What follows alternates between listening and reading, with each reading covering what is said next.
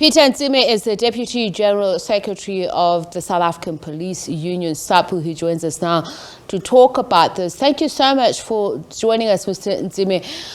Just that number, the figure that I read out of the number of policemen who've been killed, is this reflected of the lived experience that police officers face on a daily basis? Good evening and evening to your viewers. Indeed, this is alarming. This is disturbing. We are not shocked about the statistics that have been released.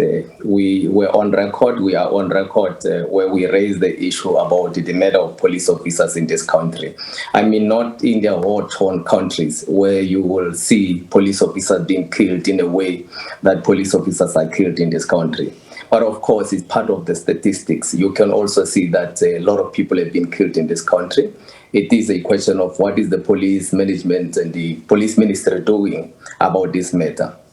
The issue here is SAPU, as the South African Policing Union, as a labor organization within this sector, have called for at least the murder and robbery squad that can deal with the investigation of murders in this country. Not just murders of the police officers, but the murder at large, to make sure that everyone that has been killed in this country, then there can be people who specialize in the investigation, not just 72-hour turnaround strategy where you look into specific people whose case must be investigated, but every matter that must be investigated in this country. And of course, we are worried as a union about our members that have been killed. If you look into the stats now, 27 of them have been killed. If you take 27 and you take 4 quarters, it means at the end of the year, more than 100 of police officers will have been killed. And it cannot be like that. It cannot be normal. I mean, you can tell us in just a moment about what your officers experience, but we've seen a number of brazen attacks on police stations recently.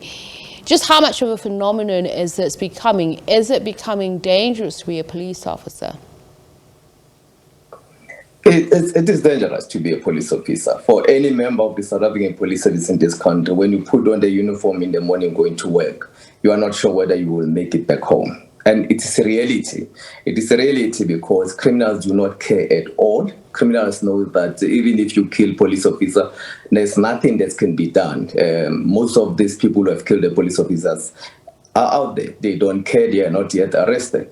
And the other thing is that we have called for the parliamentarians to at least change legislation so that killing of police officer can at least be a treason, so that criminals cannot just willy-nilly kill members of the police. The other situation that our members are faced with, you must understand our members, when they knock off, of the 27 members of the police that have been killed, 20 of them have been killed off duty. When they knock off, they have to get back into the community, they have to get back in the public transport. And that's where sometimes they are being targeted. If you look into these members that are doing investigation, a crime, that have to arrest this criminal, you have to go and meet the very same criminals on their way back home in the communities where you live. So these are some of the challenges. That is why, as the South African Policing Union, we have called for the change in legislation that police killing must be a treason in this country. I want you to give us a reflection of whether this has equally spread across the board nationally, or is it concentrated in certain areas? We know that murder in the Western Cape particularly is concentrated in Cape Town. The figures from 2019-2020 saw 78% of murders in the Western Cape occur in a city, and I believe a quarter of these are believed to be gang-related. So that also places police at the center of that. So are there hotspot areas, red flag areas for police that are more dangerous in certain parts of the country than there are others? Look, firstly, let us acknowledge the fact that there is a serious issue of murder in this country. And there are quite a lot of places where our members have been killed. If you compare the stats that you have received now and the stats of last year, the first part of 2021, most police officers were killed on duty. And they were just patrolling. Members of the police were just patrolling and they were killed. In this case, only 7 of these members have been killed. When you look into the modus operandi or the way these members have been killed, recently we don't have the exact stats as to where they are killed.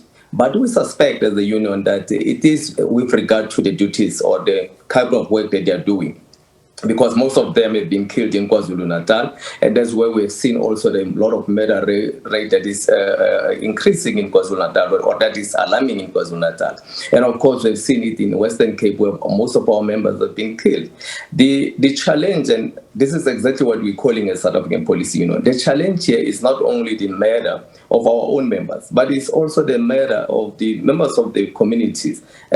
You cannot have a situation where 6,000 people are killed in a period of 6 months. We're looking at the strategy. We're looking at the what we call modus operandi that the police have to, the police management have to look at too, so that when they solve these issues, particularly members of the police, they can at least look into what needs to be done to solve the challenges that our members are faced with. The challenges, one, our members, they are not the resources that are there. Minister of the Police was very clear with regard to the numbers of the police, that we are now at 126,000, and the ratio, or the stats that say there are 60 million people in this country.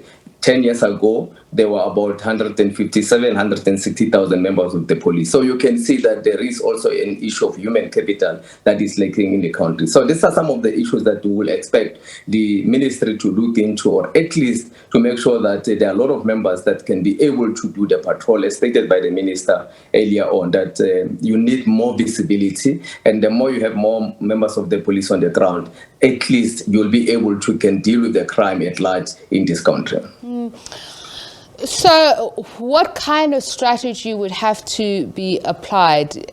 And I also want to understand the risks that are peculiar to police officers. We've often heard that police officers are often killed for their firearms. Is this the only motive, or can you share with us a bigger picture? There are quite a lot of issues. I think you need to understand how criminals operate. Firstly, you have to dismantle the system itself. Criminals know you start to kill a police officer, there's no outcry from the NGO, there's no outcry from members of the parliament, there's no outcry from political leaders, community leaders, religious leaders. If there's no outcry, what the criminals do, they know that you can just do as you wish with the police. That's the first part. The second part, motives are different. Firstly, you have to deal with the complaints against the police. When the police react, then you know that there will be an outcry about police brutality. Now, what you do, remember, our members will always react. They will not act first, even when you see that somebody is having a firearm. Our members have been killed, their firearms have been taken away from them, and brutally so. When they are being killed, it's not just being pointed with a firearm and being disarmed, but they are being killed first and before they are being disarmed. The strategy that we gave, and our advice, or our input to the members of to the management of the South African police service was, one, murder and robbery squad must be put in place. There must be a unit that specializes in investigation of murder in this country, whether it's police officer or any person. You need to have a unit that deals with firearms. Firearms in this country is very simple. Everybody is just having a firearm. People just shoot with firearm. They do as they wish. But when these firearms are confiscated by the police, you don't have a unit that can specifically look into the firearm to make sure that this firearm has been committed crime, where it's been committed, where it's been used in commission of this crime. And one of the other strategies that we gave, the relationship between the communities and the police, that is the most important issue. We play a part as a labor organization to make sure that we harness the relationship between our members and members of the police, because we believe in the community policing environment. The other issue that we've discussed with the management of the police, you need to, all the departments of government, whether it's road infrastructure, whether it's the Department of Social Services, police environment, the Department of the Police, all this, they need to come together. If they're looking to other environments, like police have to do visible policing in a place like Diepsloot.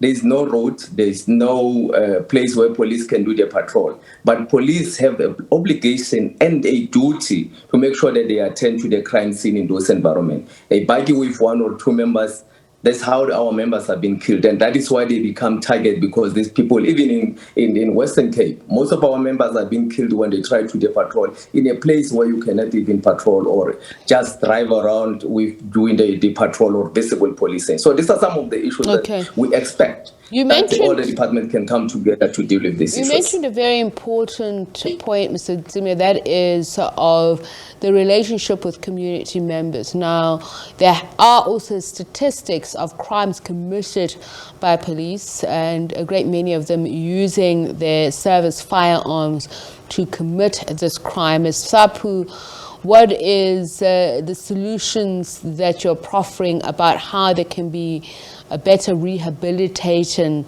of the relationship between community members and the police in light of this, crimes committed by police?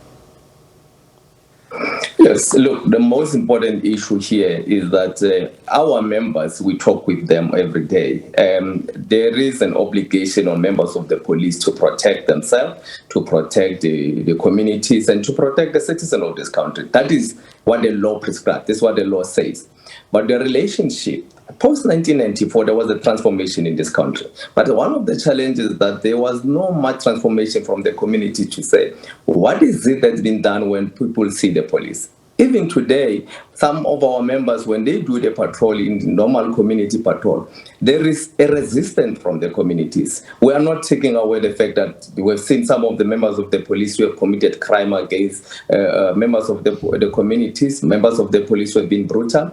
But it is our members who have arrested them. It is our members who have made sure that that relationship, or who have made sure that that crime is not committed against members of the community. And that is why, as the South African Policing Union, we always engage the communities, we always engage our members to show that we live in one country.